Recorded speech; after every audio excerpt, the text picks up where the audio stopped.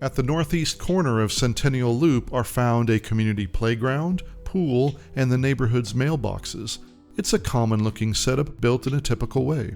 However, hidden under these structures is a unique and crucial part of Texas and Williamson County history, the location of Kenney Fort.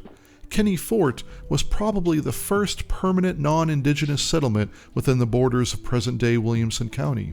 The historical marker for it on Highway 79 is over half a mile north of the actual site and contains the debated build date of 1839. Just these two vagaries clearly reveal that very few details on Kenney Fort are certain. Most of the information we have derives from the recollections of children and grandchildren of the original inhabitants, and we all know how undependable family lore can be. The location is described in Republic documents as having been built on the overlook to the south and west of the confluence of Brushy Creek and Dyer Branch. Dyer Branch has a separate water source than the Brushy and is also called Dry Branch, since it's often bereft of water for most of the year. Moses and Travis Austin's Mexican land grants ended just south of present-day Williamson County in the watershed between the Brazos and Colorado rivers. In 1836, the Republic of Texas government issued a decree requiring forts be built on the new Texian frontier. Dr. Thomas Kenney, at the time a Bastrop-based surgeon in Sam Houston's Republican Army, along with a partner, Joseph Barnhart, in 1838 took his veteran land grant opportunity and agreed to erect a fort where the double-file trail crossed Brushy Creek, thereby also getting financial help from the fledgling government for its construction.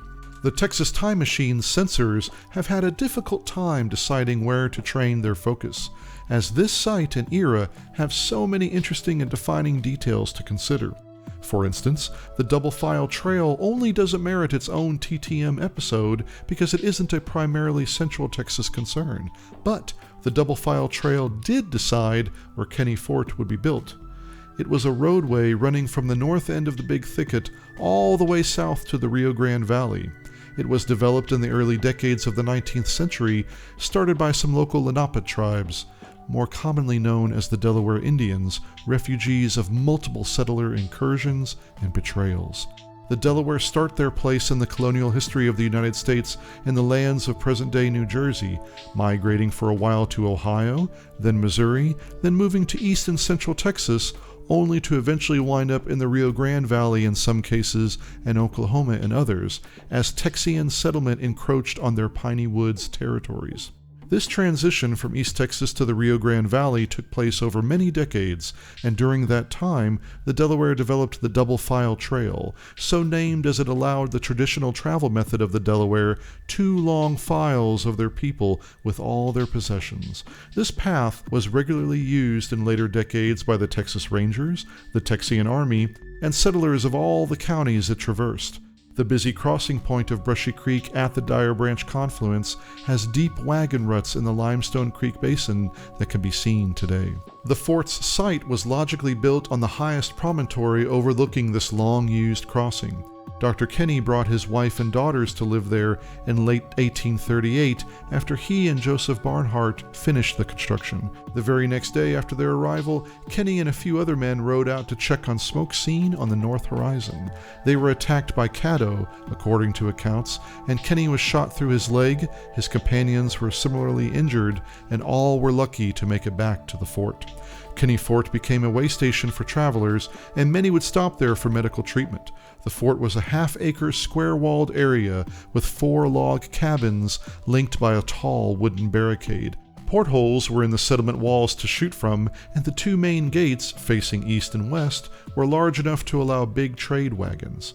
Kenney's daughter remembered in an interview that it, quote, was home for every idle and homeless man my father could find, end quote. She also remembered, quote, there were often 30 to 40 Indians in the courtyard eating food which Dr. Kenney had prepared for them. He was unusually kind to them, end quote. Despite Dr. Kenney's individual empathy, tensions over the swarms of new settlers unfairly claiming native lands were rampant, and the fort was attacked by various indigenous peoples, especially Comanche, throughout its existence. By contrast, the Tonkawa tribe were known to be the main consistent allies to the settlers around Kenney Fort. It was the main site for settlers to get advice and help during the early decades of Republic settlements in the area. At first, all the areas north of Austin for many hundreds of miles were labeled Milam County, with Williamson eventually breaking off into its own legal status. Many local settlers south of the area planted corn near Kenney Fort to rely on its protection while harvesting. This did not avail the first recorded corn cultivator at Kenney Fort, a Mr. Rogers, who was killed by local tribal peoples while working this corn in 1841. Kenney Fort was the site of two other major episodes in the history of the Republic of Texas. In 1842, it acted as a way station for the Santa Fe expedition. Texas's second president, Mirabeau Lamar, inspected the expeditionary force at the fort, having ridden out from Austin the previous day. People recollecting the scene afterwards were impressed that Lamar acted as his own groomsman, taking care of his own horse and cooking his own dinner afterwards.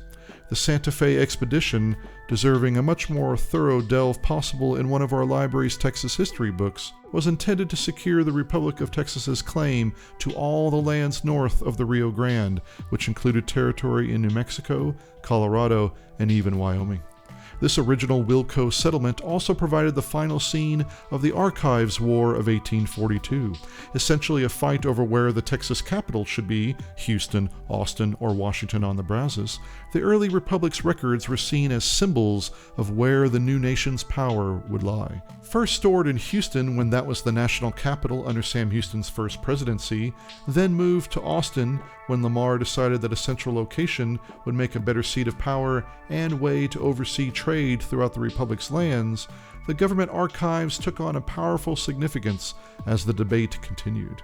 Eventually, a compromise location for the capital of Washington on the Brazos was temporarily agreed upon. However, Lamar and the Texas Congress ignored Houston's attempts to convince them Austin was a poor location to continue storing the archives. Houston decided against further politicking on this point and assigned 2 Army officers to sneak into Austin and steal the documents by night.